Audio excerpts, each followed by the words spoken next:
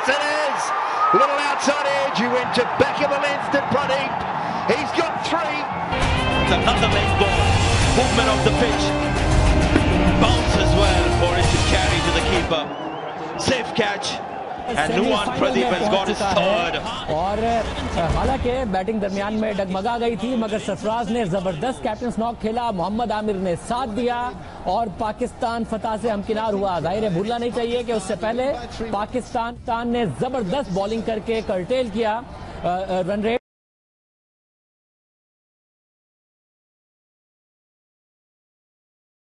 Skipper is out there, Sarfraz Ahmed. Nicely played, that'll run away. More runs.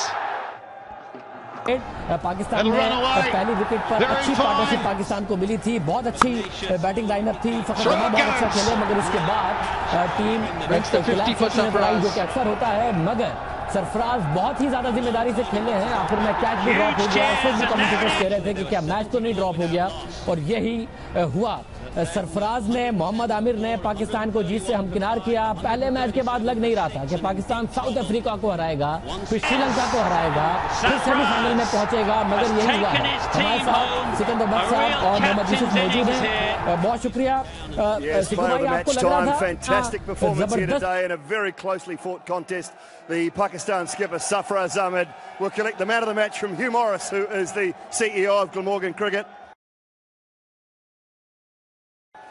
Thank you very much, Hugh, for the presentation. Outstanding. And also for the way you presented the ground. We look forward to Wednesday, Sarfraz. How are you feeling?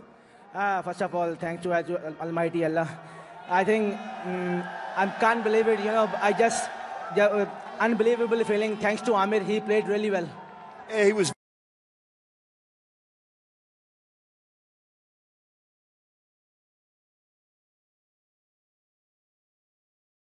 very good. What were you talking to Mohammed Amir about while you were out there with that partnership? I just said to Amir, just play your game.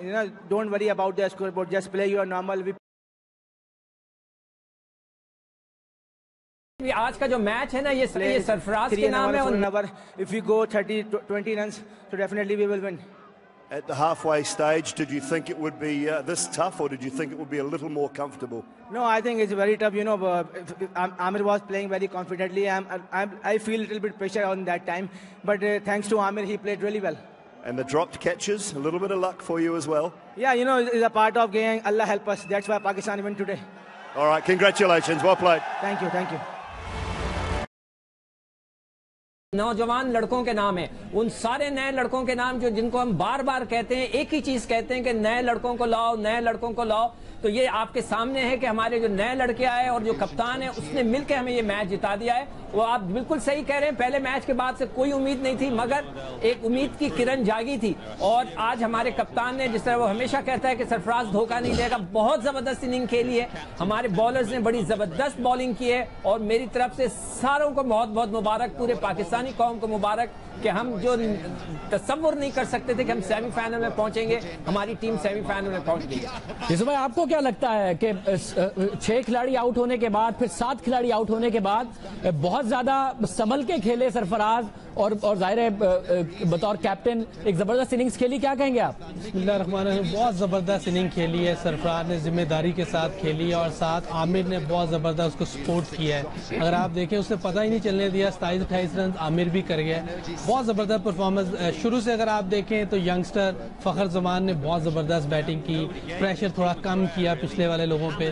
फिर middle में आके हमारी जो match शुरू होने से पहले भी हमने ये बात की थी कि हमारी बॉलिंग बहुत अच्छी है, हमें सिर्फ बैटिंग का डर है। और फिर वही हुआ दरमियान में, वो हमारे जो सीनियर प्लेयर थे वो वैसे परफॉर्म नहीं कर सके जैसे करना चाहिए था।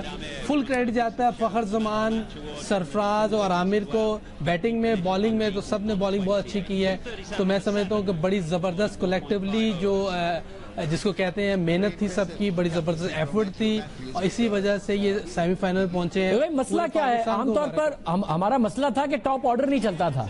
आज अच्छा स्टार्ट मिला और अच्छे रन रेट के साथ मिला, ऐसा नहीं है कि सिर्फ रन बना लिए और रन रेट कोई अच्छा नहीं था। 6+ रन रेट लेके चल रहे थे ये लड़के, 4 का रिक्वायर्ड इन्होंने छोड़ा था। उसके बावजूद मिडिल ऑर्डर जो है और जिसमें अच्छे सीनियर प्लेयर्स हैं वो मुकम्मल तौर पर कोलैप्स हो गया। पिच जरा कैरेक्टर बदल रहा था, बाउंस अचानक ज्यादा आ रहा था, बॉल की स्पीड में वेरिएशन थी, ये खेले ही बहुत बुरा ये मिडिल ऑर्डर में। देखिए जितना ज्यादा एक्सपीरियंस है और जितने मैचेस हैं पीछे, उसके बाद इतनी कम एवरेज आपको रन चाहिए, 4 की एवरेज से रन चाहिए विकेट में। मेरा नहीं ख्याल कोई ऐसी बात, और सामने कोई वर्ल्ड क्लास बॉलिंग नहीं थी कि जिसके खिलाफ आप इतने प्रेशर में आके आउट हो जाएं। ये मुसलसल पिछले 3-4 साल से हम बात कर रहे हैं कि हमारे बैट्समैनों की टेक्निक बहुत पुअर है, इसको ठीक करना होगा। अगर ठीक करने की कोशिश करें तो शायद कभी फायदा हो जाए, लेकिन मुझे लग नहीं रहा कि ये अपनी टेक्निक बेहतर कर रहे हैं। इसमें जो टेक्निक है, इसमें एक बात बताएं, जब आमतौर पर एक सचिन तेंदुलकर की एक वीकनेस हुआ करती थी, वसीम भाई उनको बार बार एक डिलीवरी करा के आउट करते थे, प्रैक्टिस की उसके बाद नहीं आउट हुआ। आप लोग अगर कोई ना कोई वीकनेस होगी प्रैक्टिस करके, अब साफ नजर आ रहा है कि बॉडी लाइन पे बॉल आती है हमारे प्लेयर्स के तो ये स्ट्रगल करते हैं, और सारी टीमें वही कर रही हैं इनके साथ कि बॉडी लाइन पर बॉल कराई और नहीं खेल पाते हैं उसको। इसको वीकनेस को क्यों नहीं दूर किया जा रहा कि अब तो सारी की सारी टीमें वहीं पर अटैक करके हमारे प्लेयर्स को आउट करने की कोशिश करती हैं। बिल्कुल आपने सही कहा कि पिच मैप दिखाया था, वहां बता रहे थे कि शॉर्ट पिच पे सब आउट हो रहे हैं, तो इसको इन्होंने नेट में जाके ठीक करना चाहिए। देखिए एक होता है कि पूरी टीम की प्रैक्टिस चल रही होती है, एक ऐसी होती है कि बाद में अलहदा आप रुक जाएं या किसी को साथ ले लें, आप बाउंसर्स की प्रैक्टिस करें, छोड़ने की भी और मारने की भी। उसके लिए हम लोग जो प्रैक्टिस करते थे 2 स्लैब्स लेते थे, एक थोड़ी आगे रखते थे, एक बाउंसर वाली जगह पे रखते थे। उसमें यह था कि हम बॉलर को कहते थे भाई आपने अपनी मर्जी से बॉलिंग करनी है, हमने उसको मैच समझ के खेलना है, बाउंसर भी देना है, आगे भी देना है, तो आपकी दोनों चीजें परफेक्ट हो रही होती। लेकिन जब तक ये मैच वाली प्रैक्टिस नहीं करेंगे नेट में या नेट के बाद, उस वक्त तक इम्प्रूवमेंट नहीं आएगी। या तो इनके अंदर कोई डर है कि कहीं बॉल ना लग जाए, क्योंकि ये डर की वजह से मैं ऐसी मुश्किल प्रैक्टिस नहीं करती, क्योंकि हमने 5 में देखा इंजमाम भाई, सईद भाई या जावेद भाई हमें जो प्रैक्टिस कराते थे वो बड़ी मुश्किल करवाते थे, हमें बॉलें भी लगती थी। तो ये इन्हें सीखना पड़ेगा, वरना फिर इनकी जगह आपको किसी और को लाना पड़ेगा। मेरा जवाब कुछ और है शाहज़ेब, मैं आपसे पूछना भी चाह रहा हूँ, मेरा जवाब सुने पहले। मैं आपका जवाब भी सुन रहा हूँ, उसको स्पेसिफिक भी कर रहा हूँ। जैसे फखर जमा है, अब फखर जमा जो है उस डिलीवरी पर वो डिफेंसिव नहीं हो रहा, वो मारने की कोशिश कर रहा है, मगर 2-3 खिलाड़ी हैं जो छक्के के लिए फेंक देते हैं, अब उसको छोड़ना भी नहीं आ रहा, मार रहा है तो कैच आउट आज भी उसी पर हो गया। नहीं शाहज़ेब, बात असल ये है, आपको ये बात माननी पड़ेगी। ये बात मैं पिछले 6 महीने से नहीं बल्कि 2-3 साल से यहाँ कह रहा हूँ कि कुछ प्लेयरों की एक लिमिट होती है, वो उससे ज्यादा अच्छा नहीं खेल सकते। तो आपके जो सीनियर प्लेयर हैं, जिसमें अजहर भी है, बाबर भी है, हफीज भी है, मलिक भी है, जो वो गेम खेलते हैं उससे बेहतर नहीं हो सकते, वो चाहे कुछ कर लें। यार आज उनका एक का तो 250वां मैच था, एक का 190 मैच हो गए, तो ये सही नहीं हो सकते। मगर सिकू भाई जरूर सही हो सकता है, मगर सिकू भाई अगर एक बाबर है या फिर फखर जमा है, सही कैसे नहीं हो सकते? जैसे यूसुफ भाई ने कहा कि एक डिलीवरी है जो आप नहीं खेल पा रहे, तो आपको नेट्स में कोच वही वाली डिलीवरी पर बार बार प्रैक्टिस कराए, बाउंसर्स पर शॉर्ट पिच पर प्रैक्टिस कराए, क्योंकि सारी टीमें अब यही कमजोरी पकड़ के हमारे अक्सर प्लेयर्स को अपना शाहज़ेब भाई, उसमें यह है कि बैट्समैन का अपना भी जरूरी है कि उसका भी इंटरेस्ट हो कि वो सीखना चाहता है। ऐसी बात नहीं कि कोच नहीं बताना चाहते।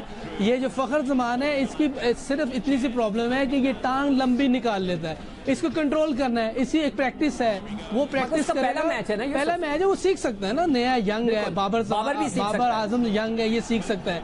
लेकिन जो पुराने हो गए वो अभी तक सीख नहीं रहे, ये समय से बाहर है, 17 साल 12 साल, या अहमद शहजाद है उसको इतनी देर हो गई है, तो ये बहुत बड़ी प्रॉब्लम है। या तो इनको ठीक करें या इन पे सवालिया निशान है। और सिकू भाई एक और मसला, अब वो मसला ये है कि अगेन साउथ अफ्रीका हो या श्रीलंका, रन्स कम थे, जिसकी वजह से भी जिसको भी चेस करने में हमने स्ट्रगल किया। अगेन जो उस दिन बात हो रही थी कि भाई क्रिकेट हो गई है 300 रन की, अगेन अगर आज 300 रन होते तो टॉप ऑर्डर के अच्छे परफॉर्म करने के बावजूद हम यही स्ट्रगल कर रहे थे। 300 रन वाली बल्लेबाजी नहीं नजर आ रही पाकिस्तान की, ये मसला है पाकिस्तान के साथ। देखिए मैं आपसे जो बात कर रहा हूँ कि शुरू के जो टॉप के 4 लड़के हैं उनमें वो कैपेसिटी नहीं है। यार एक लड़का जब हिट ही नहीं मार सकता, वो नेचुरल हिटर ही नहीं है, तो वो कैसे सही होगा? आप उस पर जितनी मेहनत कर लें, it's a waste of time. इसीलिए मैं बार बार कहता हूं कि वी नीड न्यू प्लेयर्स।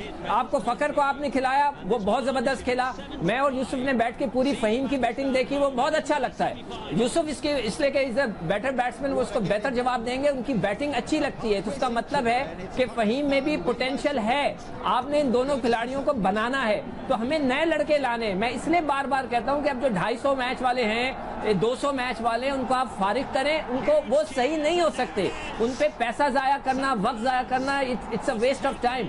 हमें नौजवानों को लेके आना है। हमारे